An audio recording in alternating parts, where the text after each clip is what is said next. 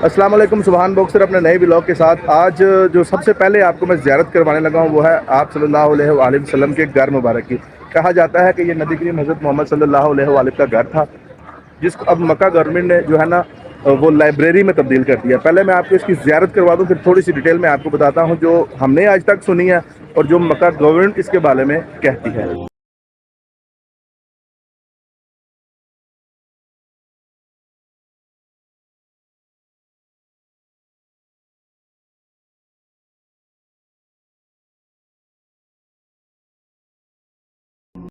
مکہ کی جو گورنمنٹ اور علماء کرام آپ کو پتہ ہے کہ وہ ایک متفقہ فیصلے کے ساتھ چلتے ہیں۔ وہ سامنے انہوں نے دیواروں پہ جو لکھا ہوا ہے وہ تحریر میں یہ لکھا گیا ہے کہ یہ نبی کریم حضرت محمد صلی اللہ علیہ وآلہ وسلم کا گھر نہیں تھا۔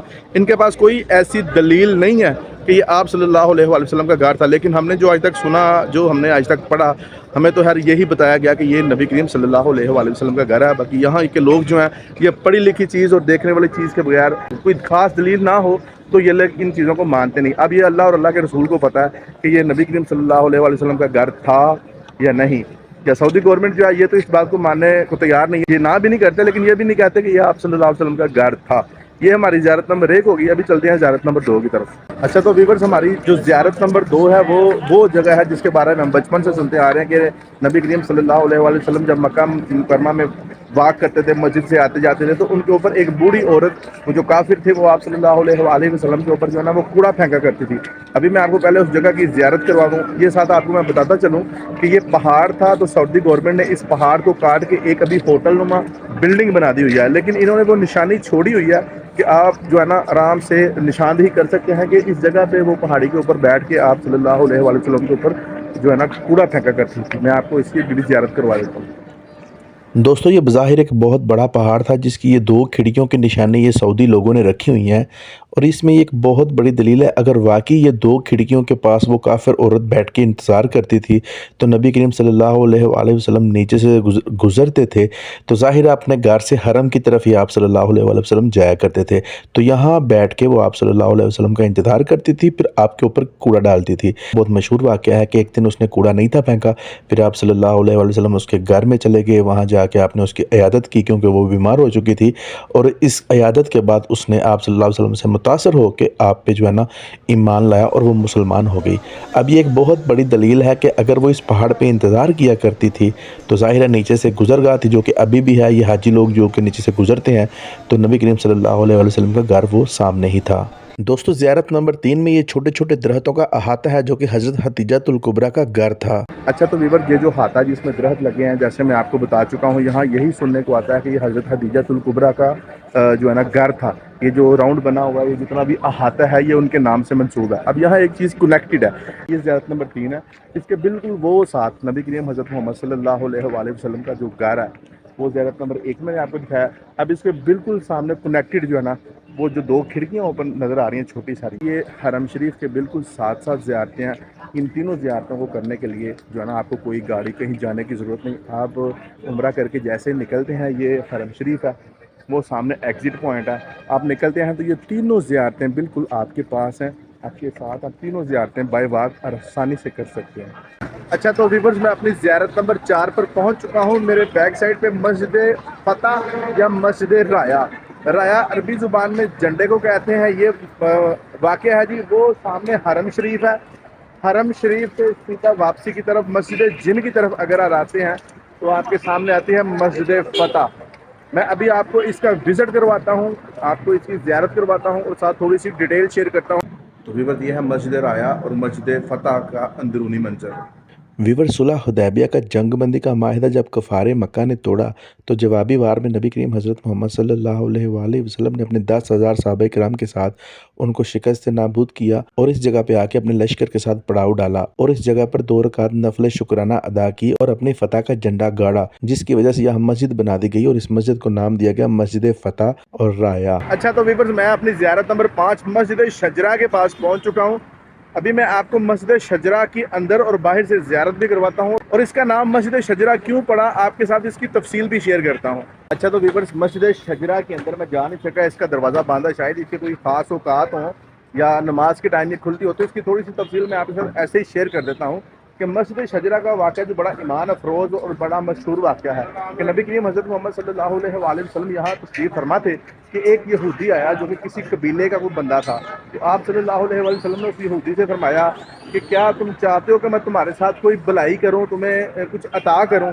تو اس یہودی نے کہا یا رسول اللہ بتائیں آپ میرے لیے مطلب کیا آپ مجھے عطا کریں گے؟ تو آپ صلی اللہ علیہ وسلم فرمایا کہ تم میرے اوپر ایمان لے کے آؤ اور تم کلمہ پڑھ لو. تو اس یہودی نے کہا یا رسول اللہ اگر میں آپ کے اوپر کلمہ پڑھوں اور آپ کے اوپر ایمان لے آؤں تو اس چیز کی گواہی کون دے گا, کیسی مطلب ہم دونوں بیٹھے ہیں آپ؟ تو نبی کریم صلی اللہ علیہ وسلم نے فرمایا کہ اس جگہ کے اوپر ایک کیکر کا درخت تھا. آپ صلی اللہ علیہ وسلم نے اپنے ہاتھ مبارک سے کیکر کے درخت کو اشارہ کیا تو وہ کیکر کا درخت چل کے نبی کریم حضرت محمد صلی اللہ علیہ وسلم کے پاس آیا, جھکا اور اس نے درود و سلام پیش کیا. آپ سے فرمایا کہ یہ جو ہے نا یہ ہمارا گواہ ہے, یہ تمہارا گواہ ہوگا کہ تم نے میرے پہ ایمان لایا. تو اس طرح اس یہودی نے نبی کریم صلی اللہ علیہ وسلم کے اوپر ایمان لایا, مسلمان ہو گیا, اور اس طرح وہ جا کے اپنے سارے قبیلے کو بھی جو ہے نا لا کے اس نے قبیلے کو بھی مسلمان کیا. تو اس وجہ سے اس کا نام مسجد شجرہ رکھا گیا ہے. مسجد شجرہ, مسجد فتح اور بیت اللہ شریف یہ آپس میں پاس ہیں. جب بھی آپ آتے ہیں تو آپ بائی واک اس کا جو ہے نا آپس میں وزٹ کر سکتے ہیں. ابھی چلتے ہیں جنت المالا کی طرف. اچھا تو دوستوں میں اپنی زیارت نمبر 6 جنت المالا قبرستان میں پہنچ چکا ہوں. آئیے آپ کو اس کی زیارت کرواتا ہوں اور ساتھ ساتھ تھوڑی سی ڈیٹیل آپ سے شیئر کرتا ہوں.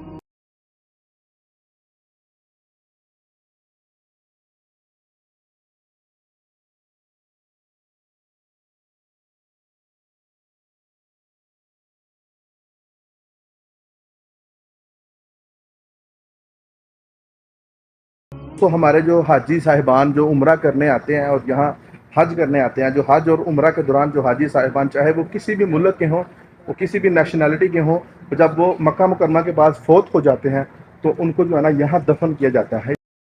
دوستو آپ دیکھ سکتے ہیں کہ ایک جو پتھر ہے نا وہ مطلب ایک قبر ہے. یہ سارا قبرستان جنت المعلا جو ہے انہوں نے ایک پتھر کی نشانی ہے جی ایک قبر کی. مطلب بہت سمپل سا میسج ہے ہمارے لیے کہ میرے بندے کہ تو امیر ہے, تو غریب ہے, تو کالا ہے, تو گورا ہے, جب تو قبر میں چلا جائے گا تو تم سب ایک ہو. اب یہ دیکھ لیں کہ انسان زندگی میں کتنا ایک دوسرے کے ساتھ جو ہے نا وہ فرق رکھنے کی کوشش کرتا ہے, جی میں اس سے برتر ہوں, میں اس سے, لیکن یہاں آ کے ایک پتھر. اب یہ اللہ ہی جانتا ہے کہ ان پتھروں کے نیچے کون کون سی بڑی ہستیاں ہیں, ہم تو یہ بتا بھی نہیں سکتے, ہمیں تو یہ پتہ چل بھی نہیں سکتا. لیکن اللہ تعالیٰ کا فیصلہ دیکھیں کہ اللہ تعالیٰ کے لیے سب برابر ہیں, لیکن انسانوں کو جب تک یہ زندہ ہوتے ہیں بڑا کم ہی کسی کو جو ہے نا اس کے بارے میں احساس ہوتا ہے.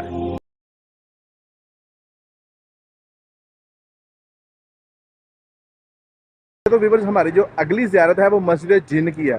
یہ میری بیک سائڈ پہ مسجد جن ہے, یہ میرے رائٹ سائڈ پہ جو ہے جنت المعلا قبرستان ہے, اور بالکل سامنے حرم شریف.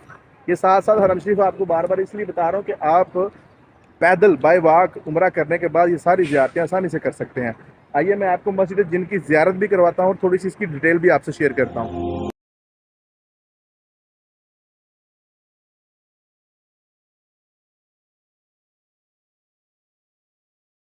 اچھا تو دوستوں مسجد جن کا واقعہ بھی بڑا ایمان افروز ہے اور بڑا تاریخی واقعہ ہے کہ مسجد جن میں نبی کریم حضرت محمد صلی اللہ علیہ وسلم کے ہاتھ پر جنوں کی ایک بہت بڑی جماعت نے بیعت کی تھی اور اسلام قبول کیا تھا اور مسلمان ہوئے تھے.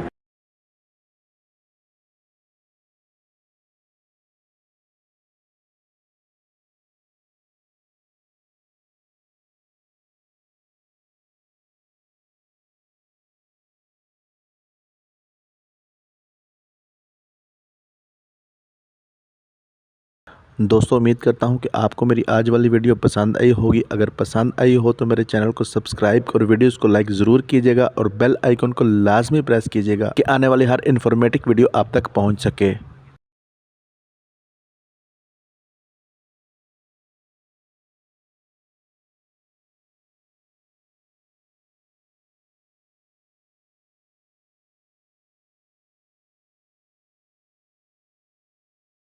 دوستو امید کرتا ہوں کہ آپ کو میری آج والی ویڈیو پسند آئی ہوگی. اگر پسند آئی ہو تو میرے چینل کو سبسکرائب اور ویڈیوز کو لائک ضرور کیجیے گا اور بیل آئیکن کو لازمی پریس کیجیے گا کہ آنے والی ہر انفارمیٹک ویڈیو آپ تک پہنچ سکے.